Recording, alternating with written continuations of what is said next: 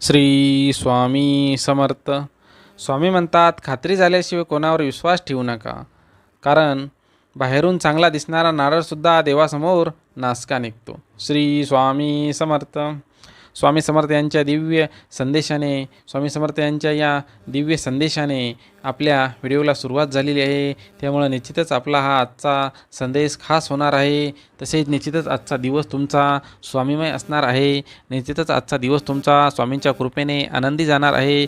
तसे तुमच्या जीवनामध्ये येणारा प्रत्येक क्षण हा स्वामींच्या कृपेमुळं आनंदी आणि स्वामीमय होईल. त्यामुळं तुम्ही स्वामी समर्थांचे हे दिव्य विचार ऐकत चला. जसं तुम्हाला वेळ मिळेल त्याप्रमाणे तुम्ही स्वामी समर्थांचे हे संदेश ऐकत चला. स्वामी तुमच्या नेहमी पाठीशी राहतील, यामध्ये एक तीळ मात्रही शंका नाही. श्री स्वामी समर्थ.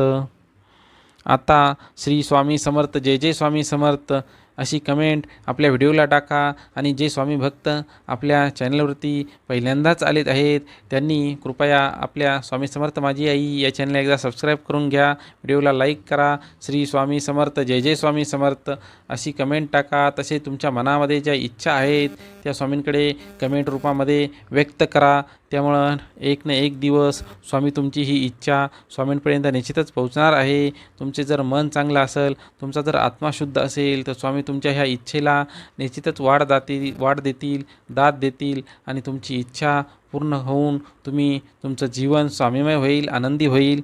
यामध्ये तीळ मात्रही शंका नाही. श्री स्वामी समर्थ.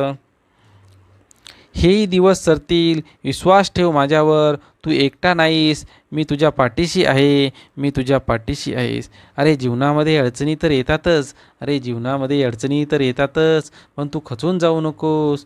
तू तुझा संघर्ष चालू ठेव. अडचणी आयुष्यात नव्हे तर मनात असतात. ज्या दिवशी मनावर विजय मिळवाल त्या दिवशी आपोआप मार्ग निघेल. जे बदलता येईल ते बदला, जे बदलता येत नाही ते स्वीकारा आणि जे स्वीकारता येत नाही त्यापासून दूर जा. परंतु स्वतःला आनंदी ठेवा. कारण की आनंद हा दिव्य आहे आणि आनंदामधनं जे कार्य होतं ते कार्य इतर वेळेस होणार नाही. श्री स्वामी समर्थ. तुम्ही तुमच्या जीवनामध्ये अशा 3 व्यक्तींना आपल्यापासून लांब ठेवा. कारण की अशा व्यक्तींना तुम्ही कधीच विसरू नका, ज्यांनी वाईट काळामध्ये तुमची साथ सोडली आहे. अशा लोकांचे मोल तुम्ही कधीच विसरू नका. आणि ज्यांच्यामुळं तुमच्यावरती वाईट वेळ आली आहे